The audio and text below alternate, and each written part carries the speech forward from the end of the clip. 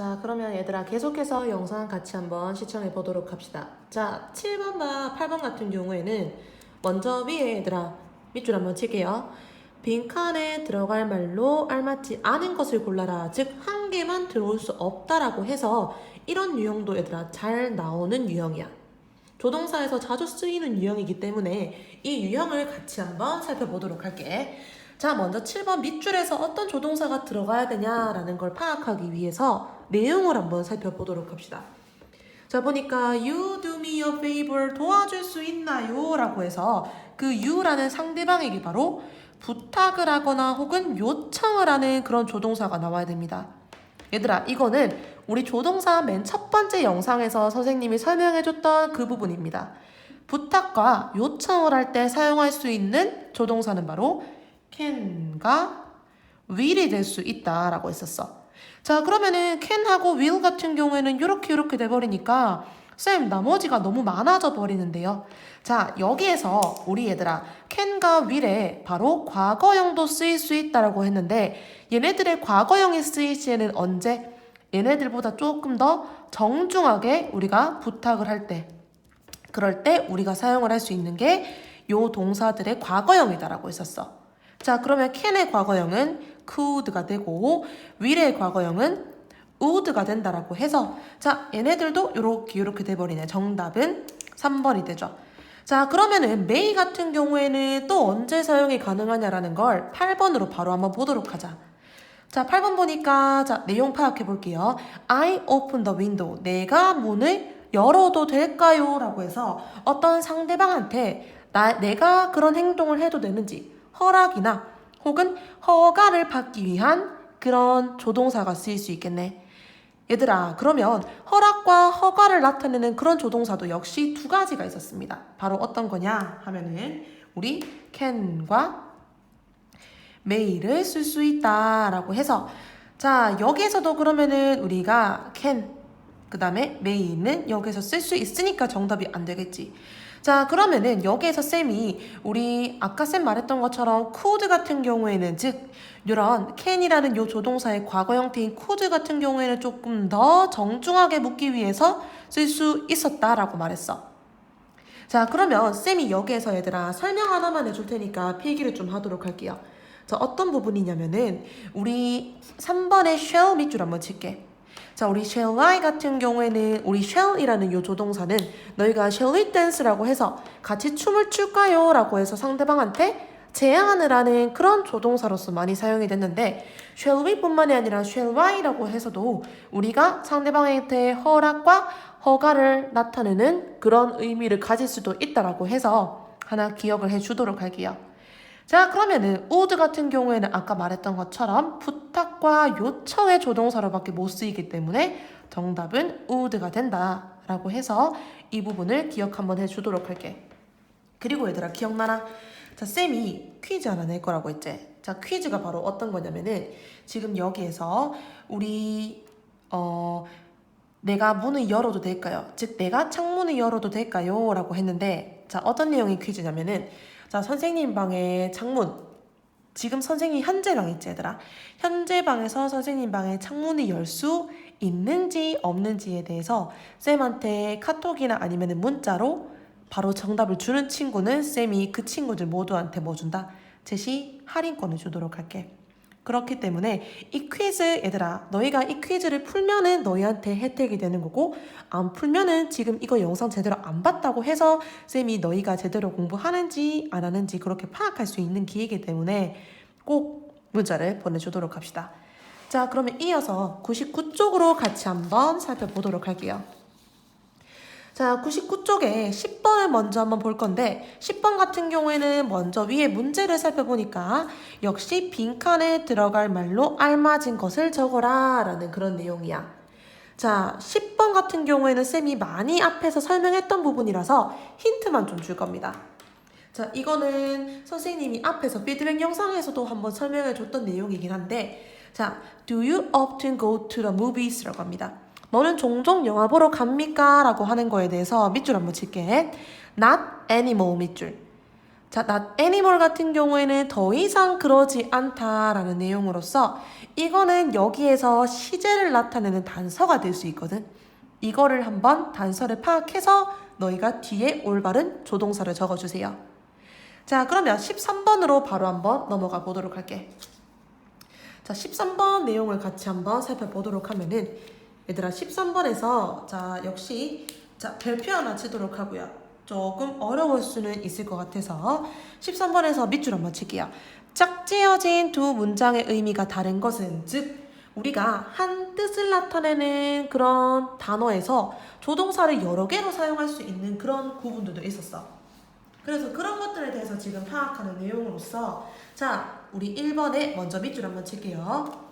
자, would you bring 자, 밑줄 한번 칠게요. would you 자, 당신이 뭐뭐 해줄 수 있나요? 라고 해서 아까 우리 앞에서 7번 부분에서 봤던 부분이야. 바로 허락과 그 다음에 허락이 아니라 요청과 그 다음에 요구를 나타내는 그런 조동사였습니다. 좀 더 정중하게 말할 때는 would라고 사용한다고 했고 혹은 will you라고도 이렇게 사용할 수 있다라고 해서 얘는 똑같이 얘들아. 그렇기 때문에 바로 넘어갈게요. 그 다음에 자, 2번에 밑줄 한번 칠게. I'd like to. 얘들아, I'd like to 같은 경우에는 뭐의 축약형이야? would like to의 축약형으로서 자, would like to 같은 경우에는 뭐뭐 하고 싶다라는 어떤 바람을 나타내는 바램을 나타내는 그런 조동사였어. 이거 대신에 어떻게? I want to 똑같이 나타낼 수 있다고 해서 앞에서 배웠죠. 자, 3번에 used to. 자, 정말 많이 했습니다. 뒤에도 밑줄 would. 둘 다 뭐를 나타내는 거라고 했지? 우리 과거의 습관을 나타낸다 라고 했었고 자, 그 다음에 4번 같은 경우에는 얘들아 지금 여기에서 must be 잠깐만 하나 표시를 좀 해주도록 할게. 자, 우리 must 같은 경우에는 사실 조금 이따가 선생님이 뒷장에서 설명해 줄 거긴 한데 자, must 같은 경우에는 얘들아 두 가지 뜻을 나타낸다고 해서 자, 두 가지 뜻에 대해서는 뒷부분에서 쌤이 좀 더 설명을 할 거고 여기에서 must 뜻은 뭔지 한번 보자. 레이첼은 매우 피곤함에 틀림없다라고 해서 뭐뭐임에 틀림없다라는 뜻을 나타내는 바로 강한 추측이 쓰였어. 자, 근데 얘들아 레이첼 밑에다가 밑줄 한번 쳐볼게. has to 밑줄 한번 칠게. 우리 have to 같은 경우에는 단 하나만의 뜻을 가지고 있어. 뭡니까? 레이첼은 매우 피곤해야만 한다. 자, 내용 자체도 굉장히 어색하고 두 개의 내용이 아예 틀린 내용이래죠. 얘는 강한 의무가 되기 때문에 얘네 둘이가 서로 달라. 정답은 4번이죠. 자, 그 다음 밑줄 한번 칠게. 자, Tom may work may 밑줄, Tom might work might 밑줄. 자, 둘 다 어떤 걸 나타낸다고 했죠? 바로 약한 추측을 나타낸다라고 해서 굳이 차이점을 말하자면은 둘 중에 조금 더 약한 추측을 나타내는 것이 바로 might로서 might는 더 약한 추측을 나타내고 두 개 바꿔 쓸 수 있다라고 표현했습니다. 그래서 기억해 주도록 하고 자, 15번 보도록 할게 얘들아. 15번은 지금부터 별표 치도록 할게요. 얘들아 15번은 어떤 부분을 설명하기 위해서 쌤이 썼는 부분이냐면 앞에서 쌤이 이렇게 말을 했었어. 뭐라고 말을 했냐면은 조동사에 대해서도 시제 일치를 할 수 있는 그 부분에 대해서 지금부터 다뤄보고 설명할 거라고 했지. 얘들아 15번 한번 봐봐. 자, 바로 정답으로 갈게요. 2번 가보니까 he said라고 해서 자, said 동그라미 혹은 표시를 이렇게 해주도록 할게요. 얘들아 요 단어는 say의 무슨 형태? 과거 형태를 나타내는 동사입니다. 자, 과거가 사용됐죠. 그는 말했다라고 해서 그가 뭐라고 말했냐면은 그는 후에 다시 전화를 할 거라고 말을 했대.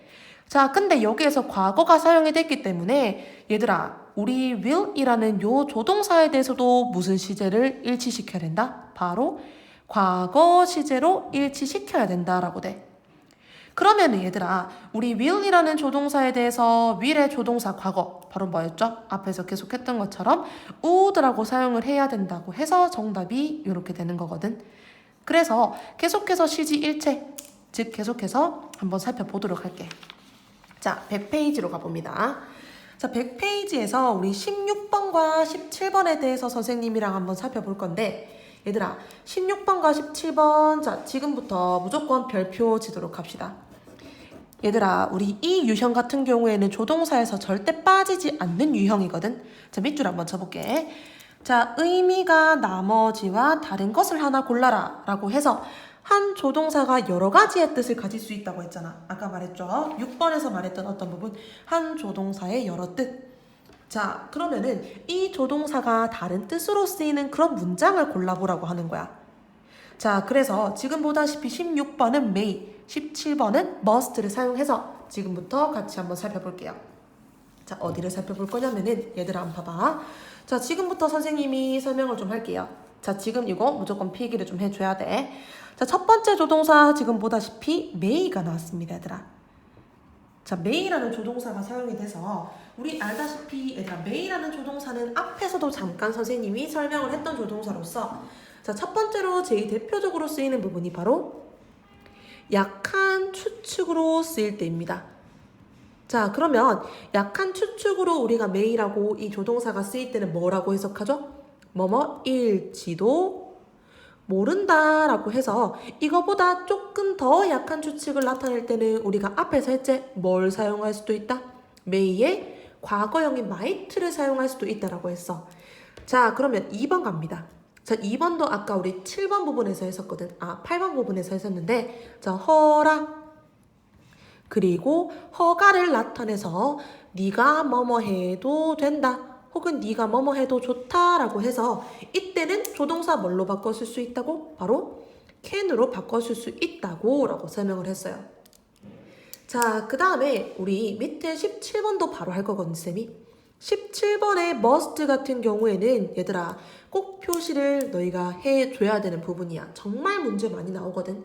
특히나 너희 지금 같은 경우에는 1학년이 내신이 없잖아. 우리 한 재작년 혹은 2017년까지만 해도 모든 학교들이 1학년 내신이 있었거든. 그때 이 부분에 대해서 문제가 정말 많이 다뤄졌었거든. 자, must 같은 경우에도 방금 앞에서 살짝 설명하긴 했는데 자, 첫 번째로 우리 뭘로 사용하죠? 바로 강한 의무로 사용을 했습니다. 그래서 뭐라고 해석했지? 강한 의무는 뭐뭐 해야만 한다라는 이런 해석으로서 자, 요때는 우리가 뭘로 바꿔 쓸 수 있었죠? 바로 have to로 바꿔 쓸 수 있었다라고 돼. 쌤 should는 안 돼요 하면은 should도 의무가 가능하긴 하지만 should 같은 경우에는 약간의 어떤 부분이라고 했어? 약한 추측 혹은 어떤 충고의 의미가 강하다고 했기 때문에 굳이 바꿔서 쓴다라고는 표현하기 조금 어려워요. 자, 두 번째가 중요하겠지. 두 번째도 사실 앞에서 설명했습니다. 바로 강한 추측. 다시 말해서 may는 약한 추측을 나타내면 must는 강한 추측을 나타낸다고 했었지. 자, 강한 추측 즉 뭐뭐임에 틀림없다라는 이런 해석이 됩니다. 자, 그리고 얘들아 이것까지 지금 필기를 좀 해주세요.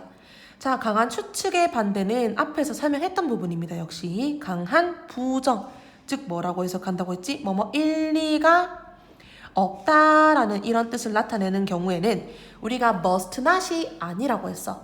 뭐 사용한다고? can not. 요것도 같이 기억을 해주고 그리고 얘들아 이거는 살짝 야매거든. 선생님이 중간중간에 야매의 포인트를 조금 많이 말해주죠. 즉 이게 정상적인 경로로는 설명하는 게 아니야 사실은. 너희가 문제를 풀기 조금 쉽게 위해서 선생님이 지금 지름길에 그런 설명을 해주는 거나 마찬가지인데 자, must 뒤에 만약에 비동사가 나올 경우에는 얘들아 100%는 아니고 한 90% 정도 90% 정도는 이 둘 중에서 뭘로 사용된다? 강한 추측으로 사용되는 경우가 많다고 합니다. 그러면 나머지 10% 즉 강한 추측이 아닌 강한 의무로 사용되는 경우는 뭔데요? 자, 이런 문장이야. 예를 들어서 You must be quiet. 요때는 얘들아 무슨 뜻인 거야? 너는 조용해야만 한다. 이런 문장으로서 이런 경우도 있기 때문에 문제는 얘들아 어떻게 풀어라고? must be 나올 경우에는 여기에서는 강한 추측일 확률이 높구나라고 생각을 하면서 문제를 풀면은 조금 더 빨리 풀고 쉬울 거라고 이렇게 되는 거기 때문에 자, must be는 기억 한번 해주도록 할게요. 근데 꼭 90% 정도니까 100%는 아니라는 걸 기억하도록 하고 자, 그러면은 자, 요 부분들 꼭 정리를 해주도록 하세요. 자, 그러면은 선생님이 지금부터 16번, 17번 얘들아 같이 풀지 않을 거야. 왜냐면은 너희가 이 부분에서 어떻게 해석이 되는지에 대해서는 너희의 몫이기 때문에 이거를 이용해서 너희가 문제를 풀어주는 거를 숙제를 해주도록 합시다. 자, 이렇게 돼서 자, 그러면 지금부터 마지막 페이지